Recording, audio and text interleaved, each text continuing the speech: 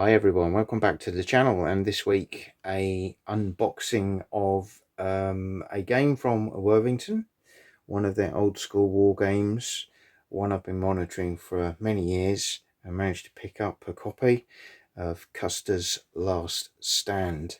I am a big fan of Worthington. I love the size of their boxes, the quality of the components, and the games are often quite fast play.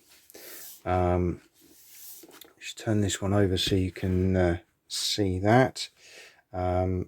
So this is all about Custer, and you've got two games in the box here. So you've got the Bighorn battle, and you've also got the Battle of Rosebud Creek. So you have a double-sided board, as you can see there, and then the counters, which are silhouette based counters.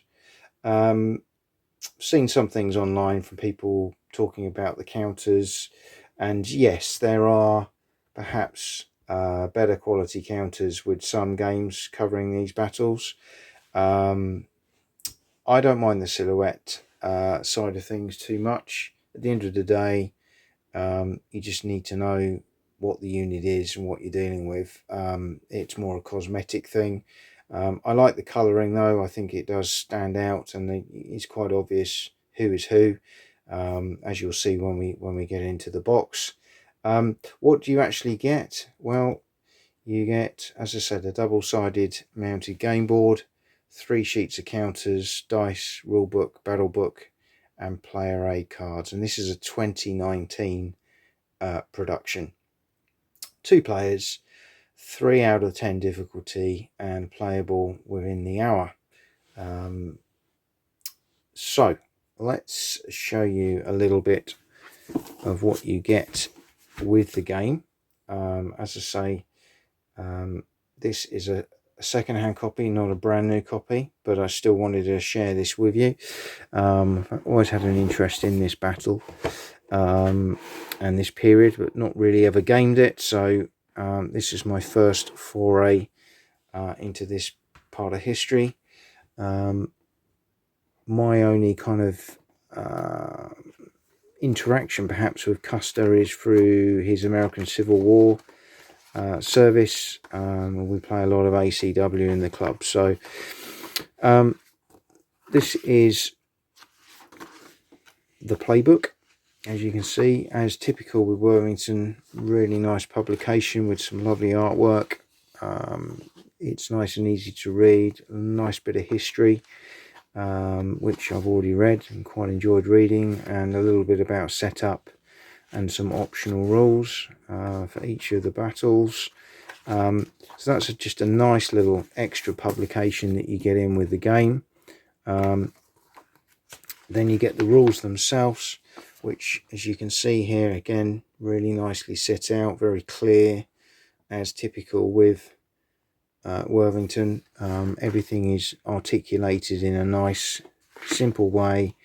You've got lots of examples of play, sequence, lots of clear identity of the different markers and what they mean, and that follows through across what are actually only really 5 pages of rules, with some working examples there of movement, battle, and a turn, which again really useful to understand.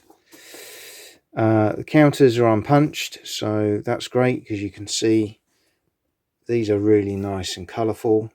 So it's going to be very easy to identify who is who on the table. These are the full strength side, and on the reverse you've got the reduced or other counter markings on there as well, but the artwork is very nice.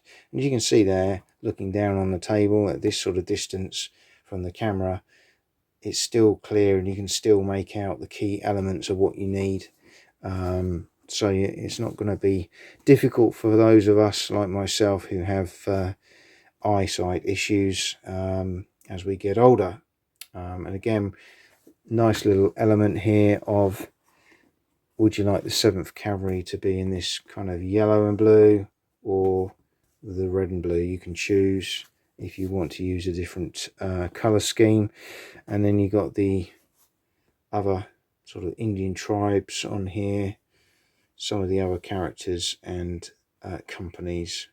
So some really nice counters. If we just pop one out, they come out really easily, as always with Worthington. Hopefully you can see the decent thickness, smooth round edges, so they don't need punching, clipping, sorry. And as always with Worthington, nice good size as well.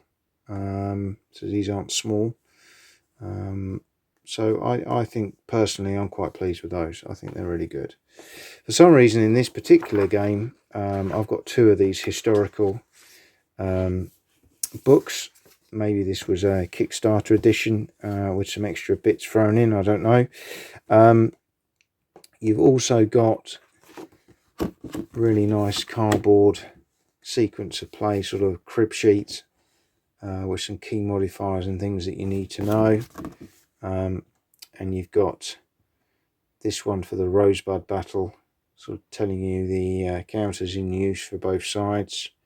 And then you've got exactly the same for the Bighorn battle here as well, so you can kind of see everything that's involved. And again, in effect, then you've got two crib sheets, so really helpful from that point of view as well. I'm just going to set the board up. As I say, it's a double mounted board. As always with Worthington, nice box inserts. You've got two nice big D10 dice there. Lots of baggies to put your counters in. Again, really good aspect to Worthington's games. I know now they even do some very nice inserts in their games as well. Plastic inserts, which I've got in some of their newer ones. But let's pop this down on the table. As I say, it's quite a big table, so we might have to just pull out. I'll just move this off the table at the moment. I just have to pull the camera out a little bit so you can see that. There we go. Hopefully you can get a good feel from there. So this is Rosebud Creek. Down here you've got the game track. So everything's nice. It's very, very clear on the table. You got some of the key combat modifiers and terrain effects as well. You can see here really nice big hexes with your sort of starting positions. But everything is nice. It's clear, it's concise, it's easy to follow, understand what is what. The map is laid out in a really nice clear way, so hopefully you can get a feel for the Rosebud Creek battle area there. Okay, so I'm just going to flip this over and show you the Bighorn map as well. So this is the Bighorn battle map, as you can see. Obviously very different, but again the on map information for the game is all detailed and very, very clear and concise. Again, we've got the little terrain elements, combat differentials and the effects of terrain on there, and then the map itself. So you've got the Indian villages, some of these ravines and rivers going across here, and then the elements where Reno, Benteen and Custer will potentially deploy onto the map. And the Bighorn Valley, as you can see there, the big splurge sandy coloured right across the middle of the board there. So again, a really nice map. For me, there looks to be quite a lot of play area, which I like in games. I'm very much one for manoeuvrability.